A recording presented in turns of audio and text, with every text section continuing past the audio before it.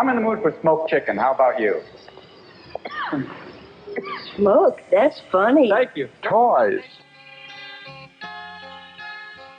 The Gresham Gopher highlight film.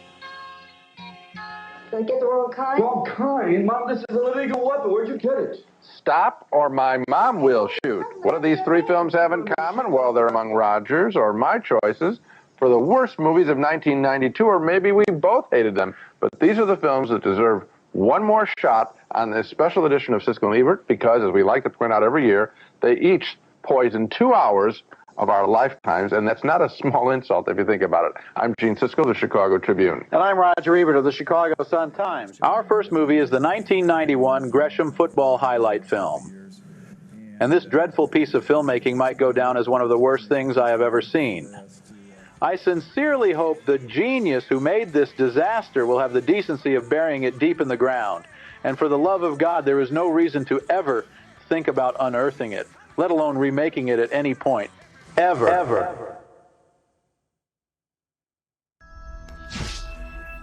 At the movies, the feature is on the big screen. So please remember, don't text, don't post, don't talk, don't ruin the movie.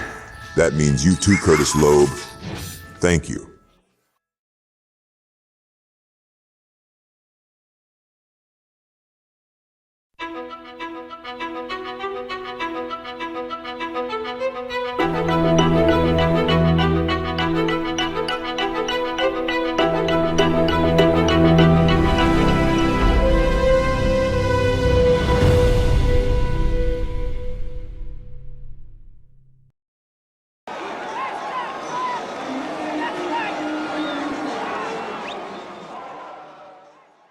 Before he paced the sidelines for Gresham High School, and before he was a history teacher, Jack Flitcraft was a decorated athlete at Leotis McDaniel High School, where he was a standout wrestler, baseball and football player, which ultimately led him to a place in the PIL Hall of Fame.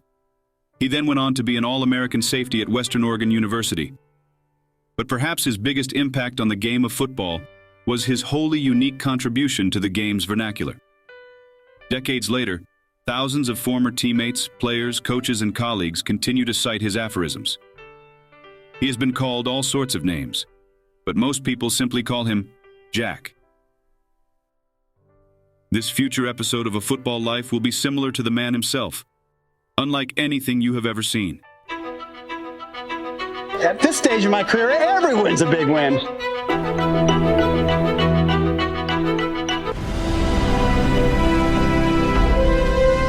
God damn it, you gotta throw the ball. Sheesh.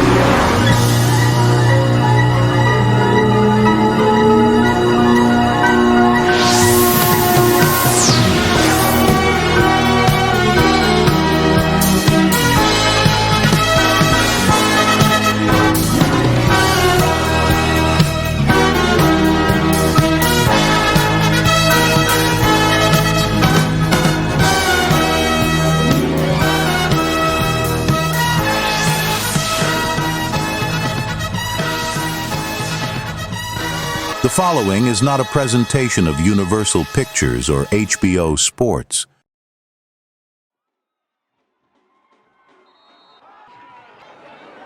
The Gophers of tonight's win clinch first place in the Manhood Conference. Thank you for coming, and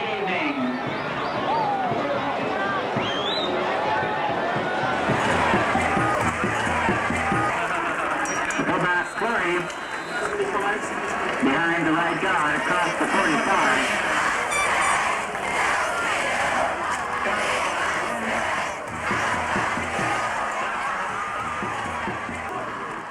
Take it again, 2. Bring up 3rd down 3.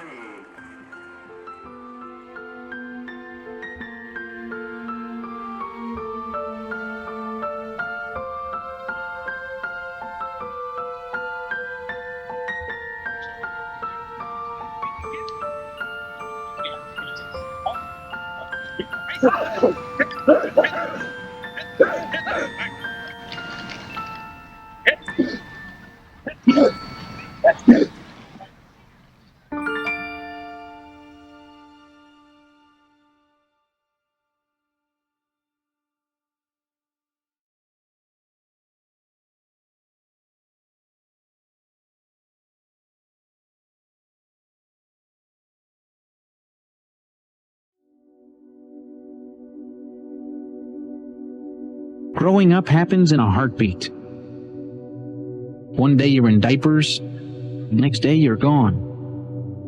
But the memories of childhood stay with you for the long haul. So go ahead right now and grab your several partners. It's Hubble's skate right here. I remember a place, a town, a house, like a lot of houses. A yard like a lot of other yards. On a street like a lot of other streets. And the thing is, after all these years, I still look back with wonder.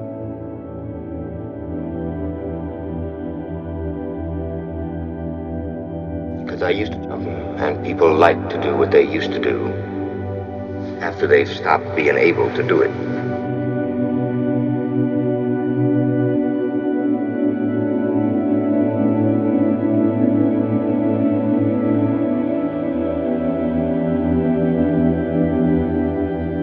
There's a lot of people in the world that will take the challenge to climb the mountain. All right, but when you get to the top of the mountain, you become the mountain.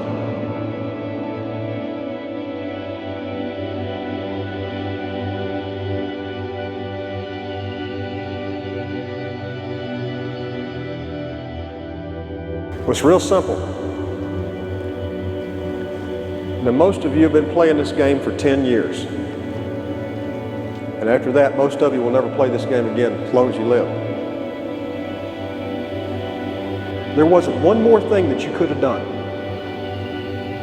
Can you live in that moment as best you can with clear eyes and love in your heart?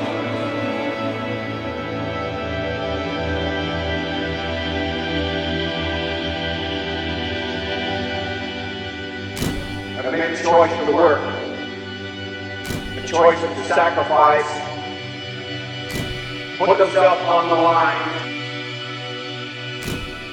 represent you, this high school. That kind of commitment to effort deserves and demands your respect.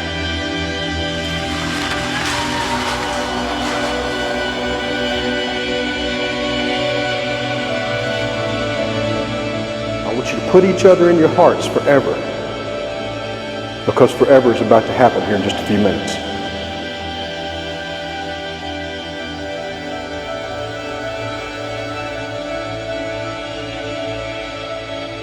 This is your game now, gentlemen.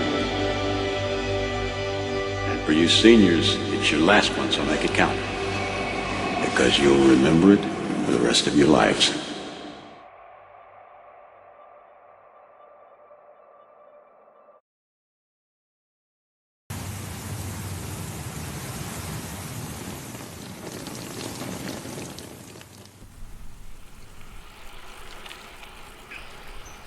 At first glance, Gresham, Oregon might look like any other suburban town, and that is understandable.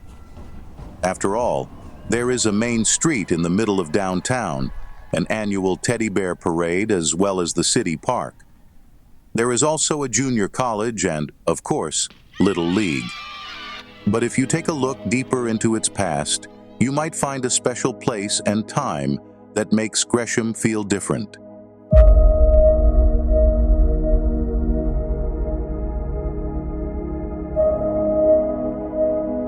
It was here, at Gresham High School, that a dynasty was born with a football state championship in 1982. Every year that followed, the same coaching staff along with a new team ensured that the dynasty was preserved.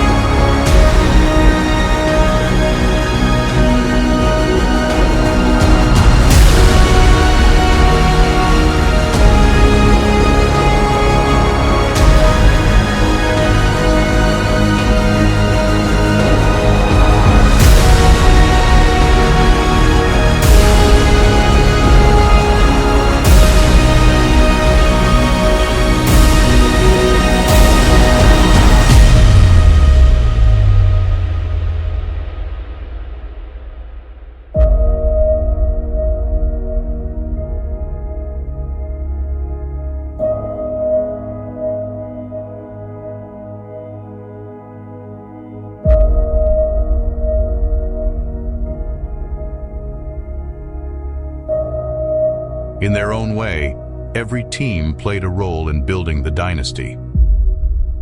Then came 1991. None of these players ever witnessed, let alone experienced, a conference defeat. But it remains to be seen if they can play their part.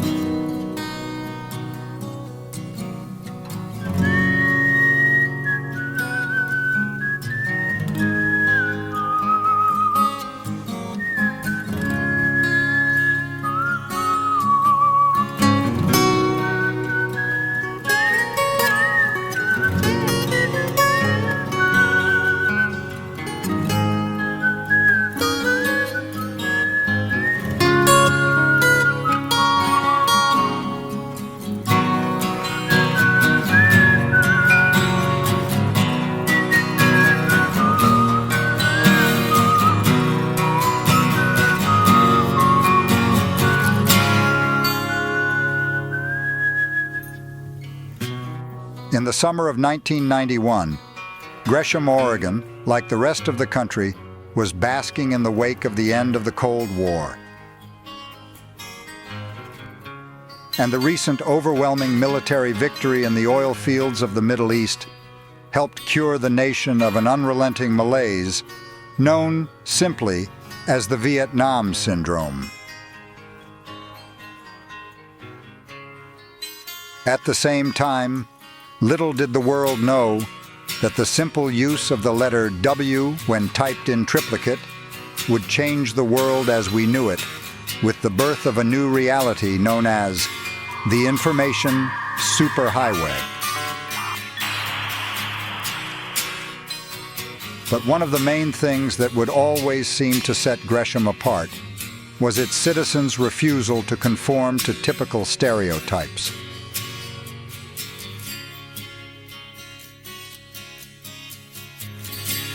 residents could likely be found wearing anything from penny loafers to cowboy boots to Birkenstocks. And it was commonplace for one to know a former hippie-turned-yuppie, while simultaneously living next door to a Republican who happened to be an avid environmentalist. And come pheasant or elk season, it would not be hard to find a rifle-owning liberal returning from a successful hunt wearing camouflage. As a new football season would soon begin, the town would once again find the high school had reloaded with a roster of exceptional talent. Blessed with a mind like an engineer and a right arm with pinpoint accuracy, a quarterback would go on to have the best statistical season in school history. An all-state linebacker who was seemingly born with God-given strength of a grown man would be referred to by one syllable: Lud. And a skill position duo, one originally from Montana and the other hailing from Texas, would go on to embarrass opponents on both sides of the ball. Then there was a returning starting lineman whose gushy guns would play an instrumental part in the team's ability to control the line of scrimmage. The team's success would be dependent on a group of talented juniors, which included a powerful kid who refused to run out of bounds, as well as a non-weak right tackle who could block the sun, along with a two-way player whose weightlifting routine would give him the nickname the human forklift. And finally, a senior all-conference running back who would transfer to his crosstown rival would lead Gresham High School in rushing yards and touchdowns, despite playing nearly the whole season with a broken foot.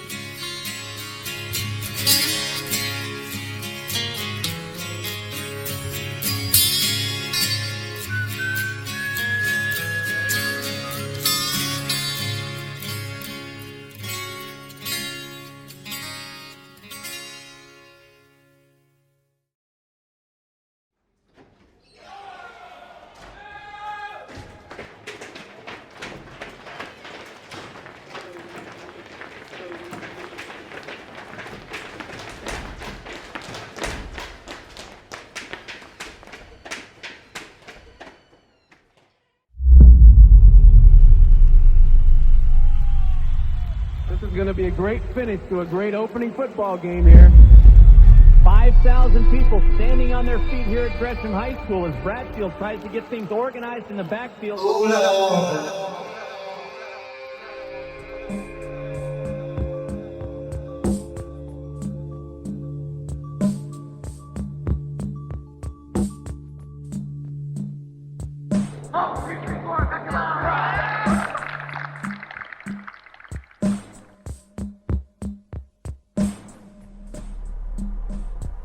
Gentlemen, that's playing defense. I tell you what, we can play defense the rest of our lives.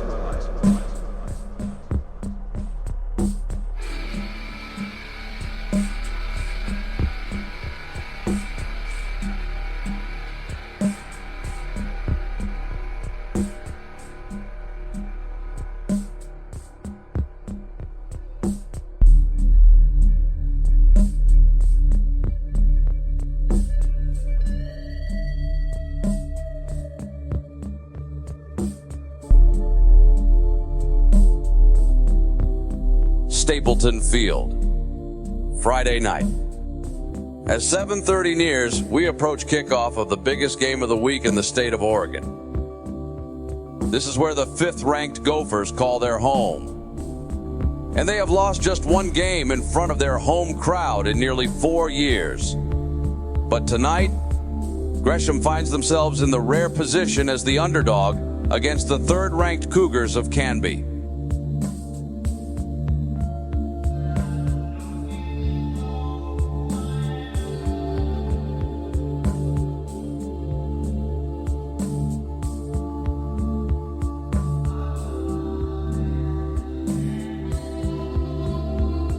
course, this is just one game. But try explaining that to these Gresham kids, many of which will tell you have been waiting for this moment their whole lives.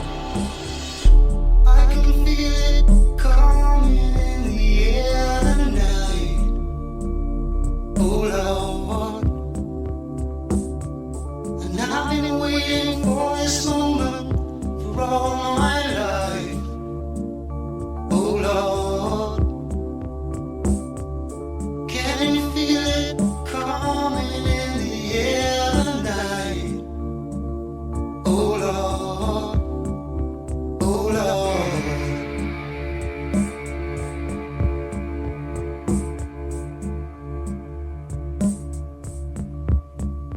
Well, if you told me you were drowning, I would not lend a hand. I've seen your face before, my friend, but I don't know if you know who I am. Well, I was there and I saw what you did. I saw it with my own two eyes. So you could wipe off that grin. I know where you've been. It's all been a pack of lies. And I can feel it coming in the air tonight. Oh Lord, well I've been waiting for this moment for all my life. Oh Lord, I can feel it coming in the air tonight. Oh Lord, well I've been waiting for this moment for all my life. Oh Lord, oh Lord. It's been almost 10 months since Gresham stepped foot on this field. And you can be sure they remember. Tigers early when Mike Strand intercepted the 5. Tough. Twice stopping Tiger. Hasn't Jeremy Asher blasting home second half of defensive strong. Brian Ludwig, 17 tackles. Gresham has one last chance with a minute 40 to play. Thanks to a 7-3 win at Gresham. A little season is done. It's now 7:30. And these kids from Gresham are embarking on a dream of a lifetime. There's no more time to lift weights, no more time to watch film, and there is no more time to talk. All that is left is 48 minutes of football. It's Canby versus Gresham.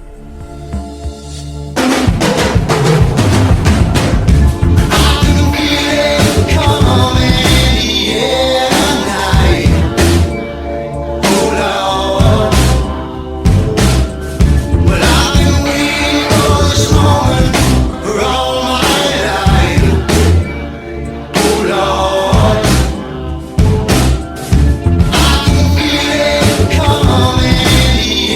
tonight.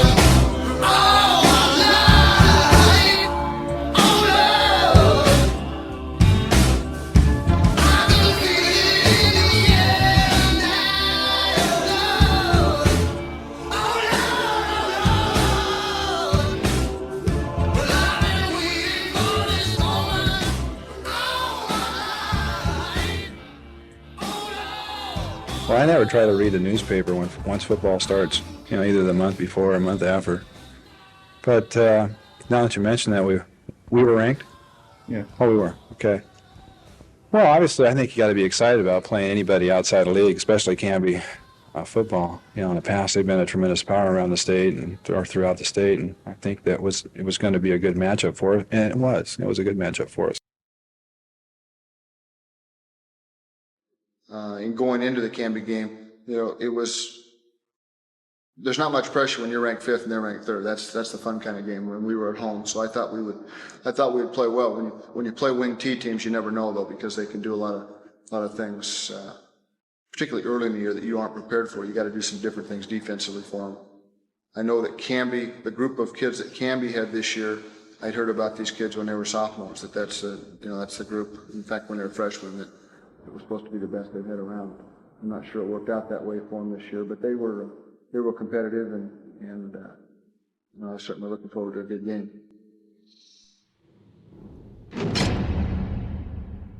I'm excited about that. You know, Canby and the similar to us in the Three Rivers League. You know, winning that thing usually every year, and opening with a quality opponent. I think made a lot more anticipation going into daily doubles.